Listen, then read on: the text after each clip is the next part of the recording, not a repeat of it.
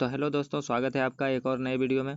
और इसमें हम लोग कवर करने वाले हैं न्यूटन लॉ यानी न्यूटन के गति नियम को, और हम इसमें घर्षण को कवर करने वाले हैं।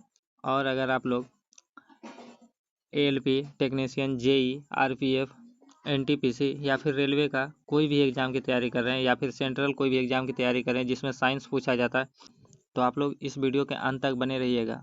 और अगर आप लोग चैनल पर नए हो तो चैनल को सब्सक्राइब कर लीजिएगा, क्योंकि यहाँ पर जो है कि आपको अभी जो झा सर के द्वारा एप्लीकेशन पर पढ़ाया जा रहा है उसका सेम टू सेम वही पीडीएफ आपको यहाँ पर प्रोवाइड कराया जाता है। तो चैनल को सब्सक्राइब जरूर कर लीजिएगा और बेल आइकन को प्रेस करके रखिएगा। तो चलिए ना देरी करते हुए करते हैं हम लोग अपने क्लास को स्टार्ट। और हाँ, अगर आप लोग को इसका पीडीएफ चाहिए तो टेलीग्राम चैनल का लिंक डिस्क्रिप्शन में दे दिया गया। टेलीग्राम चैनल पर पीडीएफ को डाल दिया गया, तो जल्दी से टेलीग्राम चैनल को ज्वाइन कर लीजिए। चलिए देखते हैं पहला क्वेश्चन। तो हमारा पहला क्वेश्चन है कि निम्नलिखित में से कौन सा प्राकृतिक में कभी अकेला नहीं होता है। तो प्राकृतिक में कौन कभी अकेला नहीं होता है, तो आप सभी को बता दिए पहले क्लास में ही कि बल जो है प्राकृतिक में कभी अकेला नहीं होता है। संवेग, अगर आपसे पूछे कि गति की मात्रा को कौन बताता है, तो संवेग जो है कि गति की मात्रा को बताता है। और अगर पूछे जड़त्व के बारे में, अगर पूछे आपसे कि कोई भी पिंड अगर अवस्था परिवर्तन का विरोध करे, कोई भी पिंड अगर अवस्था परिवर्तन का विरोध करता है तो वह जड़त्व कहलाता है। क्या कहलाता है? जड़त्व कहलाता है। और अगर पूछे कि वेग अगर बढ़ता है तो क्या कहलाता है? त्वरण। बढ़ता वेग क्या कहलाता है? अगर आपसे पूछे बढ़ता वेग क्या कहलाता है, तो त्वरण कहलाता है। त्वरण कहलाता है। और अगर पूछे घटता वेग क्या कहलाता है, घटता वेग, तो घटता वेग जो है मंदन कहलाता है। क्या कहलाता है? मंदन कहलाता है। ये आपको ध्यान रखना है। यहाँ से अगला क्वेश्चन देखते हैं। अगला क्वेश्चन है हमारा कि बल के समीकरण में एफ किसके बराबर होता है। बल के समीकरण में एफ किसके बराबर होता है, तो एफ बराबर क्या होता है? एम ए होता है। एम ए, जहाँ एम द्रव्यमान है और ए त्वरण है। तो आपसे पूछे बल बराबर क्या होता है, तो द्रव्यमान गुना त्वरण होता है। क्या? द्रव्यमान गुना त्वरण होता है। और अगर पूछे ए क्या है, तो त्वरण है। त्वरण बराबर क्या होता है, तो अंतिम वेग माइनस प्रारंभिक वेग बटे टाइम, यानी v माइनस यू बटे टी होता है त्वरण बराबर। ये आपको ध्यान रखना है। और अगर पूछे कि न्यूटन के कितने नियम है, न्यूटन के कितने नियम है, तो न्यूटन के 3 नियम है। न्यूटन के गति के 3 नियम है। प्रथम नियम, द्वितीय नियम और तृतीय नियम है। अगर आपसे क्वेश्चन पूछे कि परिभाषा अगर पूछे बल की परिभाषा किससे मिलता है, तो न्यूटन के पहले नियम से क्या मिलता है? पहले नियम से अगर पूछे तो परिभाषा मिलता है। क्या? परिभाषा मिलता है। और अगर दूसरा नियम पूछे यानी सेकेंड लॉ पूछे, सेकेंड लॉ से क्या मिलता है? सूत्र मिलता है। क्या? सूत्र मिलता है। और अगर थर्ड लॉ पूछे, थर्ड लॉ से क्या मिलता है? थर्ड लॉ से मिलता है प्राकृतिक बल की प्राकृतिक कैसी है ये मिलता है। तो आपको ध्यान रखना है, पहले नियम से परिभाषा मिलता है, दूसरे नियम से सूत्र या फिर उसके व्यंजन मिलता है, और तीसरे नियम से जो है कि प्राकृतिक मिलता है, बल की प्राकृतिक। ये आपको ध्यान रखना है। अगला क्वेश्चन देखते हैं। अगला है कारों के ब्रेकिंग पैड में डैश के गुण का उपयोग किया जाता है। कारों के ब्रेकिंग पैड में डैश के गुण का उपयोग किया जाता है। तो किसके गुण का उपयोग किया जाता है? तो सकारात्मक घर्षण का प्रयोग किया जाता है, यानी घर्षण का सकारात्मक प्रभाव होता है ब्रेकिंग पैड में। किसमें? ब्रेकिंग पैड में क्या होता है? सकारात्मक घर्षण का प्रयोग होता है। अगर पूछे घर्षण कितने प्रकार के होते हैं, तो घर्षण 2 प्रकार के होते हैं। कितने? 2 प्रकार के होते हैं। और इसमें कौन कौन होता है? एक होता है सकारात्मक घर्षण। कौन? सकारात्मक घर्षण। और दूसरा होता है नकारात्मक घर्षण। क्या? नकारात्मक घर्षण। अगर सकारात्मक घर्षण होगा तो लाभ होगा। क्या होगा? लाभ होगा। और नकारात्मक घर्षण होगा तो क्या होगा? हानि होगा। आपको ध्यान रखना है कि सकारात्मक घर्षण में हमेशा लाभ होता है और नकारात्मक घर्षण में हानि होता है। यहाँ से आपको ये सारे पॉइंट ध्यान रखना है। अगला क्वेश्चन है कि भार का एसआई मात्रक क्या होता है। तो भार का एसआई मात्रक क्या होता है, तो न्यूटन होता है। भार और बल ये दोनों का मात्रक क्या होता है? न्यूटन होता है। और डाइन क्या होता है, तो भार और बल का सीजीएस मात्रक अगर पूछे तो सीजीएस मात्रक डाइन होगा, लेकिन एसआई मात्रक अगर पूछे तो न्यूटन हो जाएगा। यहाँ से आपको ये पॉइंट ध्यान रखना है। और अगर पूछे कि 1 न्यूटन में कितना डाइन होता है, 1 न्यूटन में कितना डाइन होता है, 10 पावर 5 डाइन होता है। और अगर पूछे कि 1 जूल में कितना आर्ग होता है, 1 जूल में कितना आर्ग होता है, तो 10 पावर 7 आर्ग होता है। ये आपको ध्यान रखना है। यहाँ से 10 पावर 7 आर्ग होता है। चलिए अगला क्वेश्चन देखते हैं। तो अगला क्वेश्चन है हमारा कि बल की परिभाषा अभी बताएं। बल की परिभाषा को किसके आधार पर व्याख्यायित किया जा सकता है। बल की परिभाषा कहाँ से मिलती थी? न्यूटन के प्रथम गति नियम से मिलती है, न्यूटन के पहले गति नियम से। तीसरा से क्या मिलता है? तीसरा से प्राकृतिक मिलता है। क्या? प्राकृतिक मिलता है कि बल की प्राकृतिक कैसी है। और दूसरे नियम से क्या मिलता है? सूत्र मिलता है दूसरे नियम से, न्यूटन का गुरुत्वाकर्षण नियम। न्यूटन का गुरुत्वाकर्षण नियम किसने दिया? तो न्यूटन ने दिया। किसने? न्यूटन ने दिया गुरुत्वाकर्षण नियम। और अगर पूछे कि गुरुत्वाकर्षण क्या है? गुरुत्वाकर्षण यानी F बराबर क्या होता है? बड़ी F बराबर अगर पूछे तो ये हो जाता है G m1m2/r²। अगला क्वेश्चन, अगला है कि निम्नलिखित में से कौन सी भौतिक इकाई एक वस्तु की स्थिर या एक समान गतिशील स्थिति को बदलती है या बदलने की प्रयास करती है? निम्नलिखित में से कौन सी भौतिक इकाई है जो एक वस्तु की स्थिर या एक समान गतिशील स्थिति को बदलती है, बदलने की प्रयास करती है? तो उसे क्या कहते हैं? तो बल कहते हैं। बल का परिभाषा भी आप सब याद होगा कि वह भौतिक कारण जो किसी वस्तु पर लगकर उसकी स्थिति में परिवर्तन कर दे या परिवर्तन करने की चेष्टा करता है, उसे बल कहते हैं। तो क्वेश्चन में भी वही करा है, तो बल जो है इसका सही आंसर हो जाएगा। संवेग गति के मात्रा को बताता है। द्रव्यमान अगर पूछे तो द्रव्यमान जो है जड़त्व की मात्रा को बताता है। किसका? जड़त्व की मात्रा को बताता है।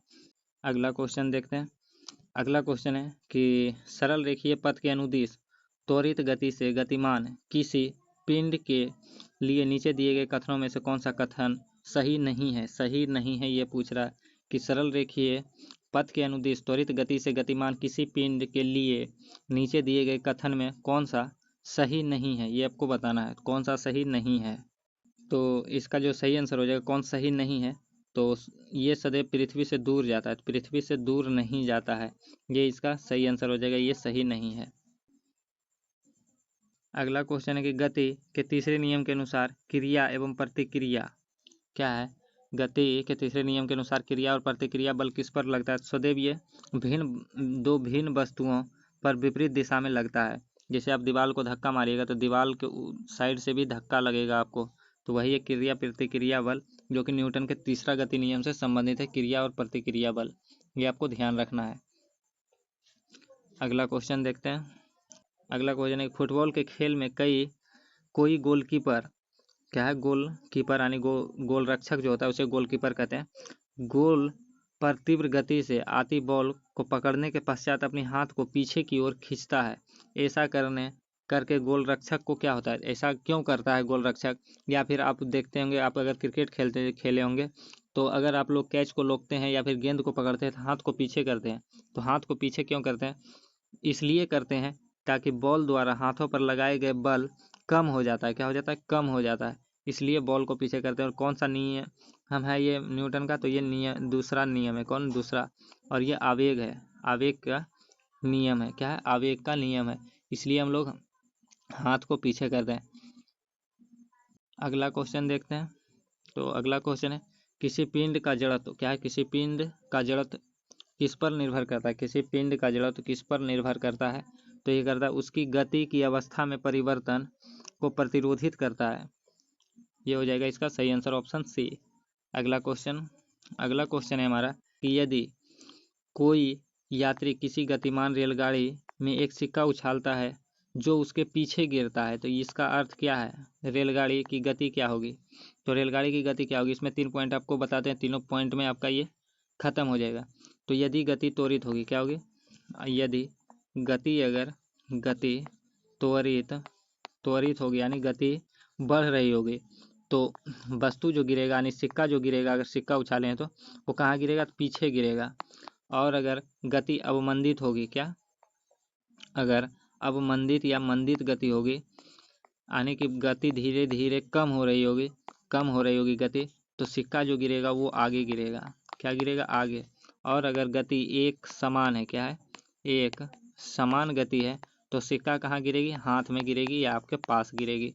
यहाँ से आपको ध्यान रखना है। तो क्या पूछ रहा है कि कहाँ गिर रहा है?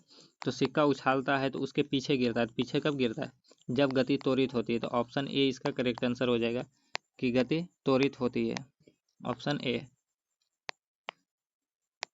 अगला है रॉकेट किस नियम पर कार्य करती है? तो रॉकेट जो है वो संवेग संरक्षण के सिद्धांत पर कार्य करती है। और ऐसे ही न्यूटन का तृतीय नियम यानी तृतीय यानी तीसरा नियम कहते हैं।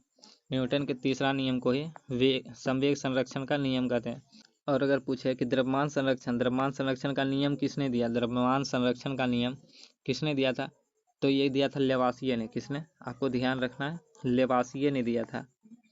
यहाँ से आपको ध्यान रखना, लेवासिये ने कौन सा नियम दिया, तो द्रव्यमान संरक्षण का नियम लेवासिये ने दिया। और अगर पूछे ऊर्जा संरक्षण, तो ऊर्जा संरक्षण का नियम किसने दिया, तो बर्नौली दिया है। कौन, बर्नौली ने दिया है ऊर्जा संरक्षण का नियम। और ऊर्जा संरक्षण का नियम यह कौन सा नियम है, तो ये किरचॉफ का दूसरा नियम है। क्या, किरचॉफ जो है 12th में आप पढ़ेंगे किरचॉफ का नियम, तो किरचॉफ का दूसरा नियम है ऊर्जा संरक्षण का नियम, ये किरचॉफ का दूसरा नियम है।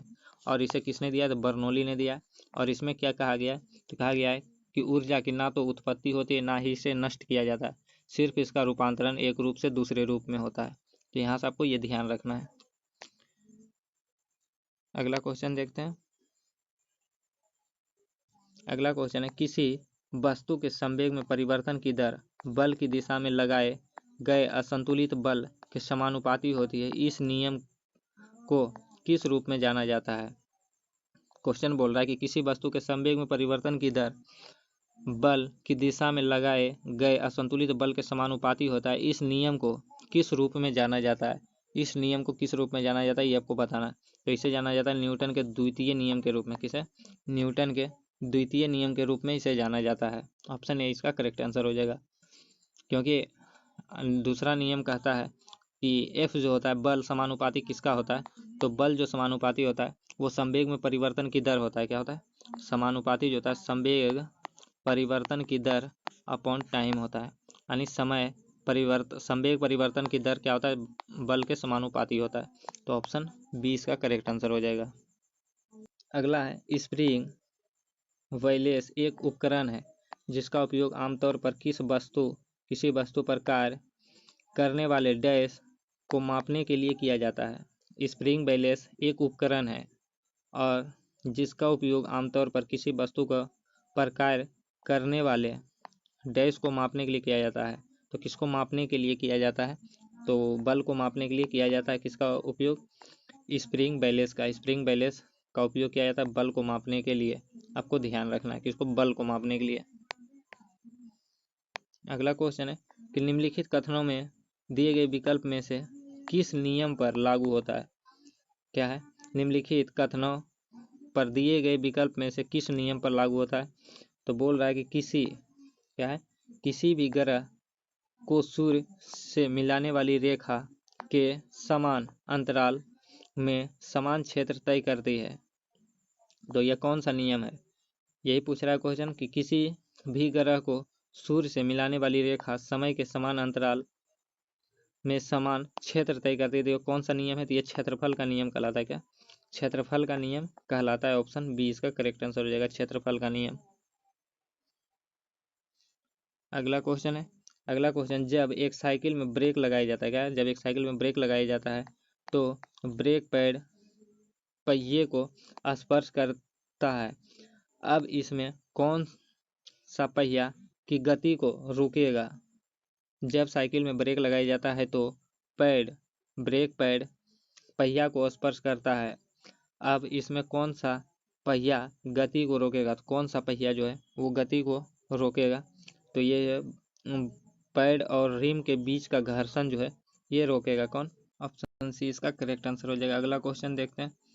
अगला क्वेश्चन है कि जब हम एक हथौड़े की मदद से मांसपेशी बल लगाते हैं तो कौन से अन्य बल भी कील को दीवार में ठोकने में योगदान करता है। तो कौन सा बल होता है, जब हम मांसपेशीय बल यानी हाथ में हथौड़ी लेकर किसी कील को ठोकते हैं दीवार पर, तो एक और बल होता है जो कील को दीवार में ठोकने में योगदान करता है। तो वो कौन सा बल होता है, तो वो घर्षण बल होता है।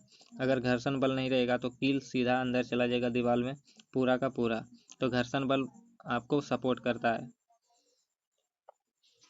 अगला 18 number question, screw, ball wiring और जूते के तले में घर्षण का क्या प्रभाव होता है। स्क्रू, बॉल वायरिंग और जूते के तले में घर्षण का क्या प्रभाव होता है, तो घर्षण का प्रभाव क्या होता है, घर्षण इन सामग्रियों को खींचता है और इन्हें क्षति पहुंचाता है। तो ऑप्शन बी इसका करेक्ट आंसर हो जाएगा। अगला क्वेश्चन है कि सापेक्ष गति करने वाली दो सतहों के बीच कार्यरत घर्षण बल को क्या कहते हैं? सापेक्ष गति करने वाली दो सतहों के बीच कार्यरत घर्षण बल को क्या कहते हैं? तो इसे कहते हैं, क्या कहते हैं? गतिज घर्षण कहते हैं। क्या कहते हैं? गतिज घर्षण कहते हैं। घर्षण क्या कहते हैं? गतिज घर्षण। घर्षण कितने प्रकार के होते हैं? तो घर्षण 3 प्रकार के होते हैं। कितने? 3 प्रकार के। आपको जो है सारे बता देते हैं। इसमें जो है पहला जो हो जाएगा वो हो जाएगा स्थैतिक घर्षण। स्थैतिक घर्षण यानी कोई भी वस्तु स्थिर रखा हुआ है तो वो हो गया स्थैतिक घर्षण, ये हो गया स्थैतिक घर्षण। दूसरा है सीमांत घर्षण। कौन सा? सीमांत घर्षण। अगर वस्तु लुढ़कने पर है, लुढ़की नहीं है, लुढ़कने पे है तो ये हो गया सीमांत घर्षण, ये लुढ़कने वाली है, सीमांत घर्षण हो गया। और तीसरा जो होता है, तीसरा ये होता है सर्पी घर्षण या गतिज घर्षण। सर्पी घर्षण या गतिज घर्षण, जो कि वस्तु लुढ़क रही है। क्या? वस्तु लुढ़क रही है, फिसल रही है, लुढ़क नहीं रही, फिसल रही है, तो ये हो गया वो क्या कहते हैं? सर्पी घर्षण या गतिज घर्षण। और चौथा है आपका, चौथा ये वस्तु जो है, वस्तु लुढ़कती हुई आती है, यानी ये वस्तु है और ये इस तरह से लुढ़कती हुई आती है तो ये होता है लोटनिक घर्षण। कौन? लोटनिक घर्षण। तो ये होता है घर्षण के प्रकार। और अगला क्वेश्चन है और अंतिम क्वेश्चन है हमारा कि जब दो समान बल एक पिंड पर विपरीत दिशा में कार्य कर रहे हैं तो पिंड पर लगाए गए कुल बल डैश हो जाता है। क्या बोल रहा है? जब दो समान बल एक पिंड पर विपरीत दिशा में कार्य कर रहे हैं, तो अगर कोई ये वस्तु है, पिंड है कोई, और इस पर हम इधर 10 न्यूटन का बल लगा रहे हैं, इधर से इसको खींच रहे हैं, और इधर से विपरीत दिशा में बोला इधर से भी हम समान यानी 10 न्यूटन का बल लगा रहे हैं, तो क्या इस पर कोई प्रभाव पड़ेगा? जितना इधर बल लग रहा है उतना इधर बल लग रहा है, तो दोनों उधर जो है समान बल लग रहा है, समान बल लग रहा है, तो बल का जो मान हो जाएगा वो कितना हो जाएगा? शून्य हो जाएगा। कितना? शून्य हो जाएगा। तो ये था हमारा आज का सेशन। वीडियो आपको कैसा लगा है कमेंट करके ज़रूर बताइएगा। और अगर पिछली वीडियो को नहीं देखें तो पिछली वीडियो को भी ज़रूर देख लीजिएगा, वहाँ पर भी आपको इसी तरह से बताया गया, वहाँ न्यूमेरिकल भी बताया गया, तो वो वीडियो को मिस मत करिएगा, पिछली वीडियो को भी देख लीजिएगा। प्लेलिस्ट बना दिया गया, तो चैनल पर जाइए और प्लेलिस्ट में जाकर आप देख सकते हैं, वहाँ पर सारा वीडियो को डाल दिया गया।